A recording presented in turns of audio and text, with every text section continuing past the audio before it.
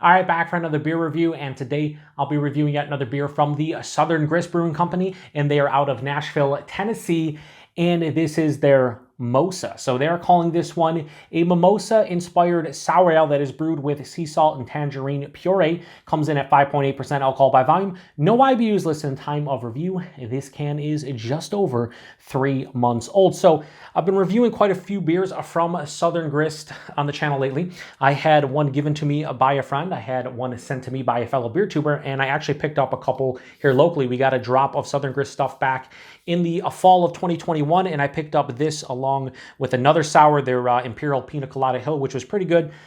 Wasn't really sour or even tart. This one I'm excited about because it's a mimosa, basically. That's what they're going for, and I'm here for it. So anyway, let's crack this one open. I already had this upside down off camera, and then I gave it a little roll, and now I have no nails, so I can't get into the can. But yeah, I'm expecting hopefully a good beer. I want something that's going to be refreshing and mimosa-like. I also have these new big, like, oversized wine glasses that I picked up. Should be clean, but might be some dirty glass mafia, so we'll see. Just want to forewarn you. But I picked these up because these are huge. You can pretty much fit almost the entire beer in here. Actually, I think I'll be able to fit it. Yeah, so I think these are like 19 or like 18 and a half or 19 ounces. So I love them. I love the oversized, huge beers or glasses you can fit the entire beer in. So yeah, that looks like kind of like some kind of orange juice, tangerine juice, because that's basically what it is, tangerine puree. Yeah, it has this like sunshine look to it. In the middle, it's like really dark orange. On the side, more of like a light orange. Had about a finger of this off-white colored head. It has now dissipated into no head at all. That doesn't even look like it's carbonated at all, but it's probably what the tangerine puree and the sea salt and everything's doing to it. Anyway, let's get a nose. Yeah, so what can I really say about this beer? They're going for mimosa, and that's on the nose. I am just getting like tangerine juice or like orange juice. That's what I'm getting. It smells tart. It smells sweet. There's a little bit of that salinity from the sea salt. The base sour is kicking off a little bit of like a funky kind of sour, like when you get, typically what I get from kettle sours. There's almost a slight tinge of vanilla, almost giving me like a tangerine creamsicle or orange creamsicle vibes. Very slight, but it's not that sweet, and it's more tart and sour than anything. So it's not really like an orange creamsicle with the sweetness, but it's a little bit of vanilla in here. But for the most part, yeah, it smells very mimosa-like. It smells like it's going to be super refreshing and very easy to drink.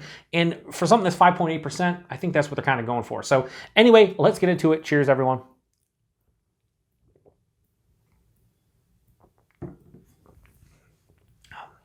Yeah. I mean, what's really to say about this beer, honestly? First off, a body, since they're using puree, I thought it might be a little bit thicker, but I think they might actually brew this one with a puree as opposed to blending it or like post-fermentation where they mix it. Because the body's like straight up medium, maybe a touch under medium, so it's a little bigger at 5.8%, but it's not like one of those fruit smoothie sours where it's like thick and chewy and syrupy.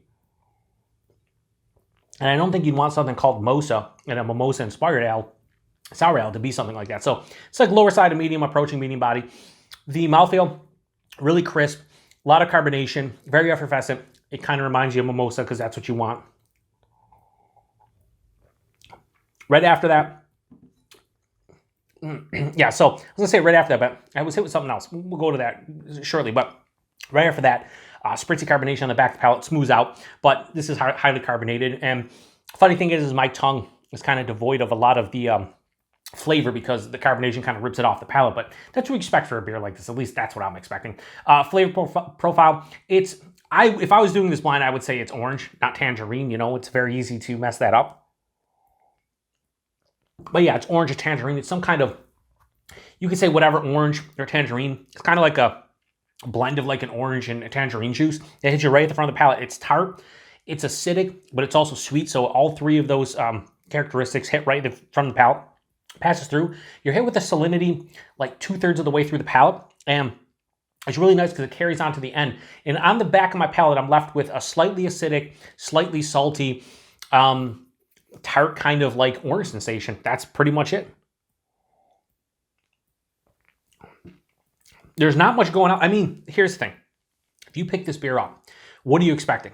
you're expecting a mimosa in sour beer form. And that's exactly what I'm getting here. Stylistically, as far as like what they're going for, this is basically a 5 out of 5. They did a great job with it. I think they did a fantastic job with the mouthfeel. The body is not too heavy, so you could drink a couple of these. It's not too, this is like higher side of tart, so it's not overly sour. It's not too sweet. They're using puree. A lot of times that can go sideways. I do like the addition of the salinity. I think it gives it something kind of different to let you know it's more of like a beer. And it's just really good. Is this amazing to me? No, but I mean, they fucking nailed what they went for. Like, I can't really hear back. I can't bash this at all. But we all like beers to different varying degrees. And I do enjoy this one quite a bit, so I'm going to give it a relatively high score. But like I said, stylistically or what they went for, it's a 5 out of 5. But for what I enjoy out of beer or any kind of beverage I'm drinking, I have no problem giving Mosa from Southern Grist. I am going to give that a low 4.25 out of 5, 4.2 out of 5. I think that's a fair score. I really do. I like this one a lot. If the price point was a little bit less, and we'll get to that in a second, if it was a little less, this would be a great like spring summer beer where you just throw it in the fridge and you drink it whenever you're in the mood of something mimosa-esque. You could have, it actually says on the can, the label where brunch is a lifestyle. So yeah, you could definitely drink this for brunch. And if you don't like mimosas, or you do, but you want something beer, this is a perfect replacement for it. Well, let's go price point and availability. Price point on this one, I think I paid $5 for that can. It was like $4.99. I think at the brewery, these are like $18 a 4-pack or something in that range, maybe 16, 18. $4 to $5 a can, that's expensive for something that's 5.8%. But I'm okay with it. Like, I get it. Everybody, listen, nowadays beer is expensive. It's funny because the going rate for beer now is like $20 for a double IPA, like any kind of relatively hyped or well thought out brewery.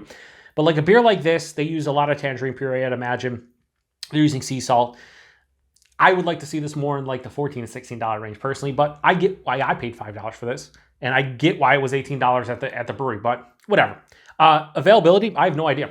With Southern Grist, and I said this in a couple reviews from them, I have no idea what their distribution is in Tennessee. I don't know if they make it outside of Tennessee other than occasionally. Like I said, we saw a drop of like 4 or 5 of their beers here in the West New York area back in late 2021. Since then, I haven't seen anything. I have no idea. But if anybody out there knows, let me know. If you've had this one before, definitely let me know what you think about it.